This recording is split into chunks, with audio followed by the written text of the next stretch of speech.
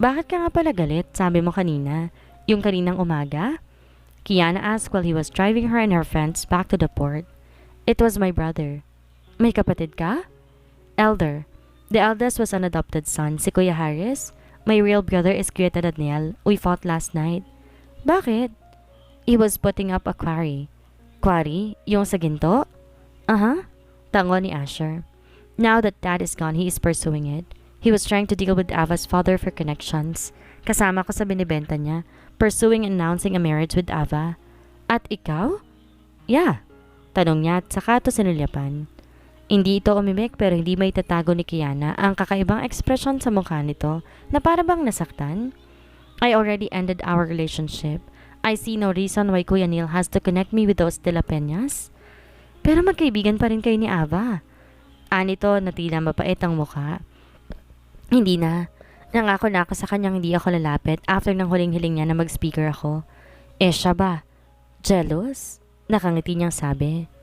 Kapag lumapit, hindi ako lalapit. Iiwas ako, okay na? She didn't answer. Nasulyapan niya ang mukha nito sa rear view, particularly her lips. He could not contain himself from remembering that kiss early this morning. It still runs all throughout his body. Tinigil ni Asher ang sasakyan malapit sa building. I'll be back at 5. Don't dare. Hindi tinuloy ng binata ang sasabihin habang si Kiana nagtatanggal ng seatbelt. There? Kunot noon ito. Wow! Siguradong sigurado. Faith! Naman niya kahit natatawa rin to ng kaunti. Tatawagan ko si Yesh. Nasa bahay na rin siya sigurado. Anito pa at saka humarap sa kanya. Baba na ako. Salamat sa treat. Anytime. Kibit balikat naman siya. As long as my kiss. Napatanga ito sa sinabi niya. Anong kiss? Susuntokin na naman kita. Di naman ako libreng halikan. Di babayaran. Ngisi niya pero pinungkol siya nito na masamang tingin. Joke lang. Ito naman, sa pisngi lang. Promise. Hindi to kumibo pero ganun pa rin ang titig niya na masama. Dumukwang siya. Parang nitong nito kung papayag o hindi. Nilapit pa niya mukha dito at hindi umiwas. Niliko ni Kiana ang labi para sa pisngi niya humalik pero hinawakan siya nito sa panga at ipinihit. Saka naman hinalikan sa labi. Asher? She stopped and stamped her foot but he laughed. Sorry, I find it hard to resist you. Gigil itong tumalikod. At binuksan ang pinto. Mag-ingat ka ha?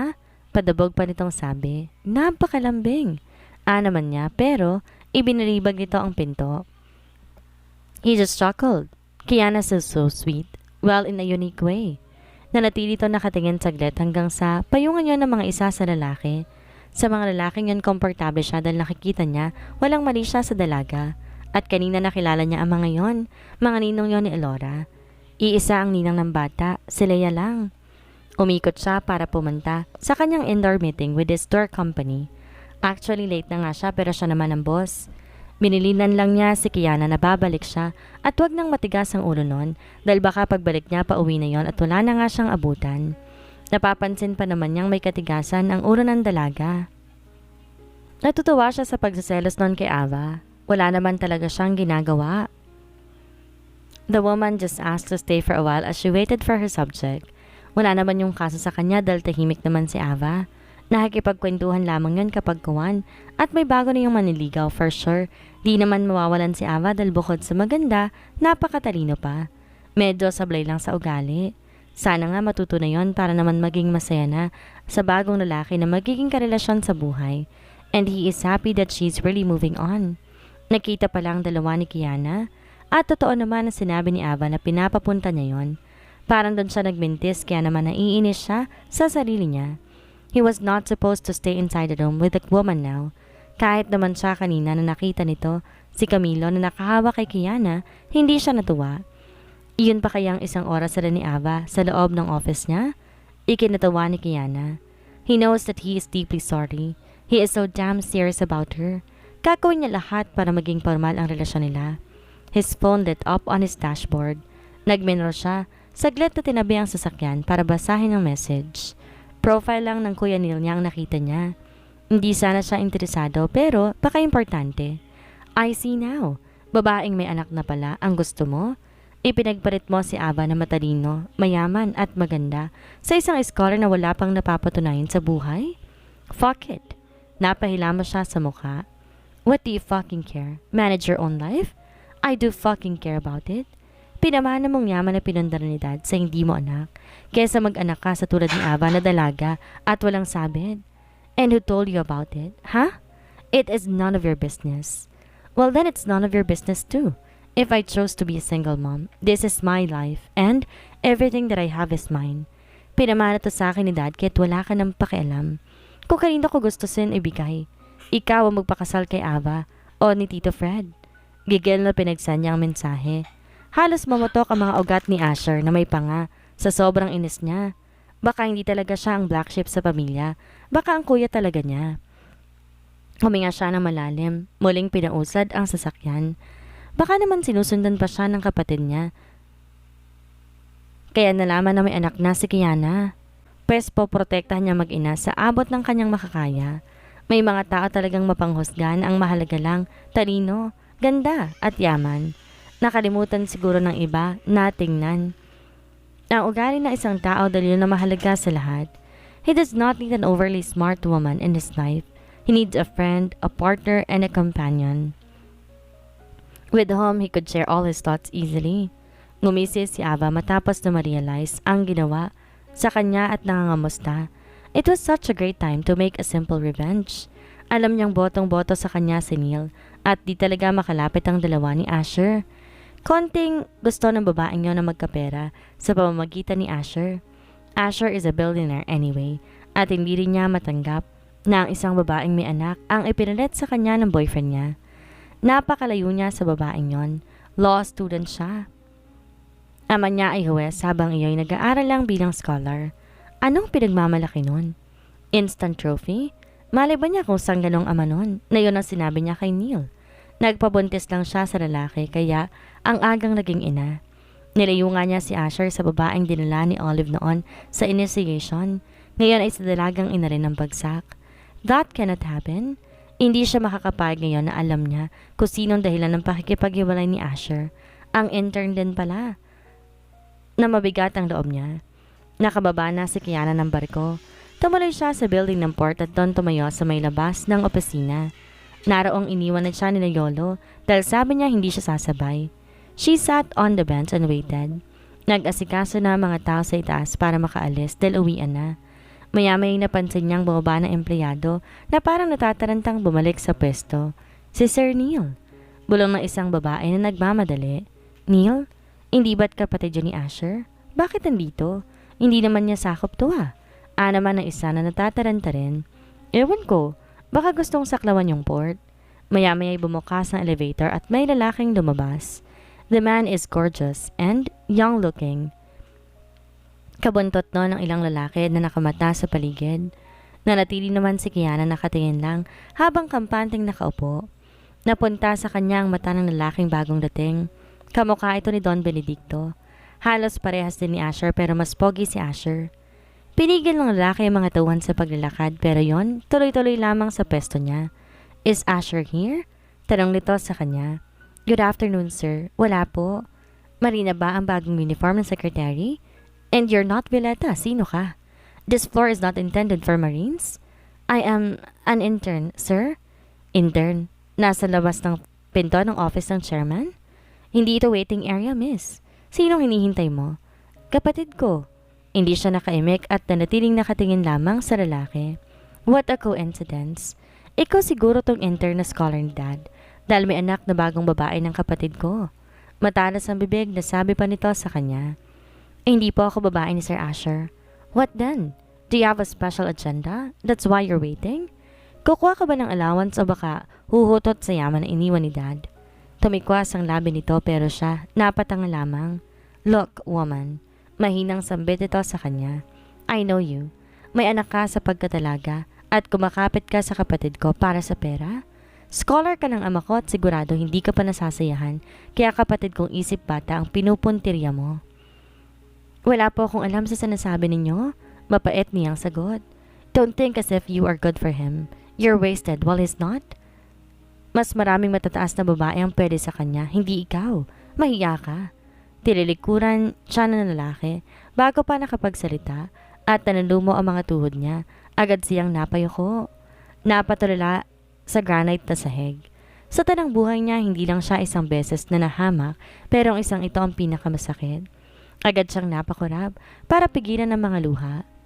Tiningnan niya ang sapatos na suot.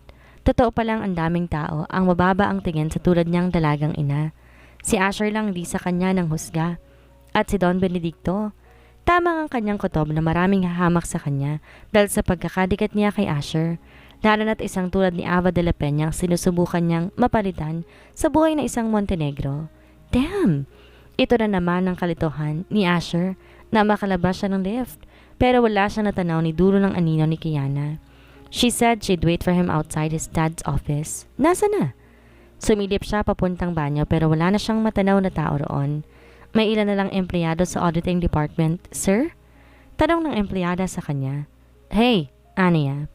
Did you happen to see a woman here? An intern? Yun pong magandang bata? Yun na nga. Umalis na po, sir. Nakita ko pong naghagdan pa alis. Like, how many minutes ago? Mga 15 po siguro. Shit. Did she intend to make him look like a fool? Maayos ang usapan nila kanina. Bakit naman bigla umalis yon nang walang paalam sa kanya? Kausap nga po ng kuya ninyo bago umalis. Kuya? Galing dito si kuya?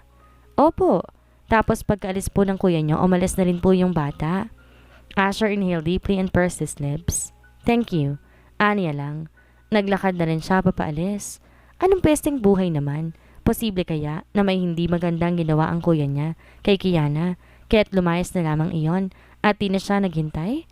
Kanina lang na makausap sila ni Neil at insultong sinabi noon sa kanya. Could it be possible he said something inappropriate to Kiana?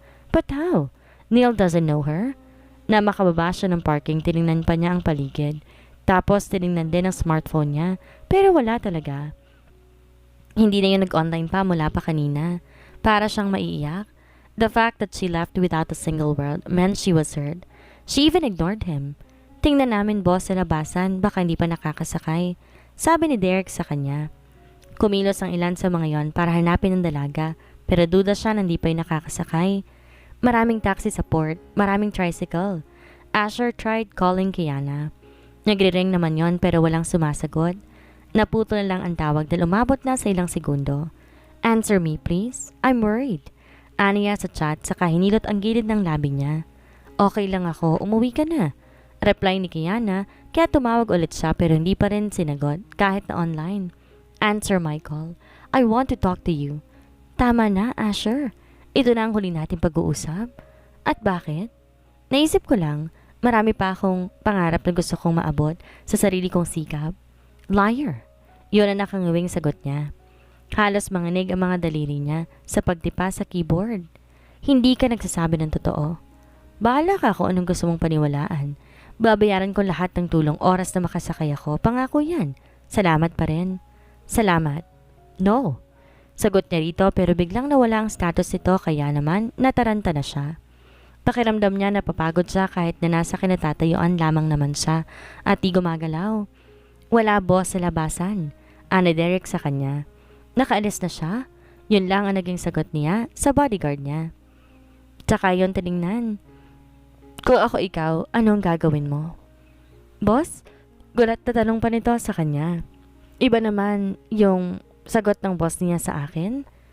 And damn, ngayon lamang ako tinamaan ng ganito sa babae. Inis pang sagot niya. Alam namin, boss. Ikaw naman na-walk out. Hindi ikaw ang wina-walk outan. Bakit di niyo muna hayaan, boss? Balikan niyo na lamang sa ibang araw. Hayaan mo nang masama ang loob. I cannot do it. Mukhang di rin naman kayo, boss, gustong makausap kasi nga umalis. Minsan kasi ang babae kapag sobrang tahimik, lalo na kapag tulad ni Miss Kiana na may kadaldalan din, nasasaktan.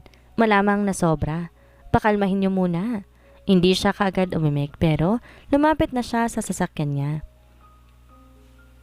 I-chat ko pa rin. Sumakay na siya sa loob ng pick-up. Baka masuntok siya na nakatatan ng kapatid oras na malaman niya ang totoong nangyari kay Kiana.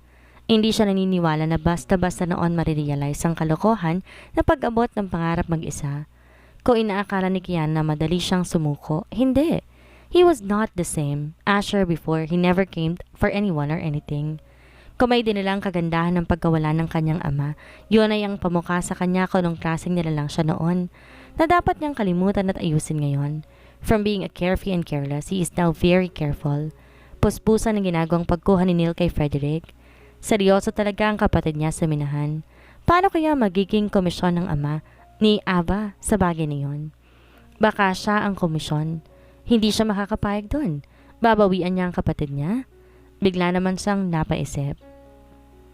Yun ba ang maturity? Ang isipin na bumawi? Kung nung nasa kabataan siya, ganun ang taglay niyang ugali bilang frat lord. Ngayon, dapat niyang kontrolin ang sarili sa paggawa ng masama. Pabalik sa mga nananakit sa kanya. Hindi to gang war tulad ng 20 anyos siya pataas. Nakapagtataka ang pagiging gahaman ng kapatid niya sa pera na kahit siya, dinadamay pa.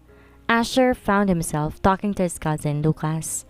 Nasa opisina ang pinsan niya sa maliit pero profitable nitong negosyo na nagluluto na iba't ibang recipe ng bulalo.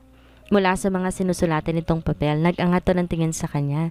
Pero kasing bugnot na mukha nito ang mukha nang sinalubong siya. O triple pa, your face looks like hell. Tanong nito na mas maaga pa sa 4:00. Hell is what I feel right now.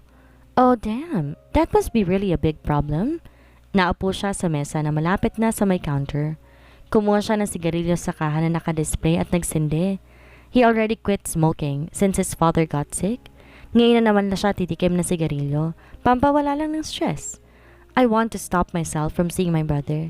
Baka masuntok ko si kuya kung hindi ko pa makumpirma kung ano talagang ginawa niya. Aniya sabay buga ng usok. Nakatingala sa chandelier. Ginawa kanino o anong ginawa? At sinong kuya? Neil. Maikling sagot ni Asher. Oh, the saint. Ngisi nito. Ganon talaga si Neil. Parang santo habang siya ay gago. Magkabaliktad sila ng pagkatao pero siya ay hindi nagpapanggap. Hindi huwad ang pagkatao niya. Dati siyang gago pero lantaran iyon at hindi niya itinatago. Kaya madalas siyang pangaralan ng ama niyang nasira dahil sa ganong ugali niya. Naalala pa nga niya na sabi noon, baka raw isang araw dumating ang karma sa kanya na walang habas niyang pagtatapon ng mga babae kaya raw ito, tumino na siya. At least man daw mag-ingat siya ng mga makabuntis. Ang sagot naman niya, ayaw niya ba nun na magkaapo ng marami? And his father just always smiled at him, shaking his head too. So far nothing. Baka baog siya. I have this gut feeling that he said inappropriate things to Kiana. She just left me while we already talked that I was going to pick her up.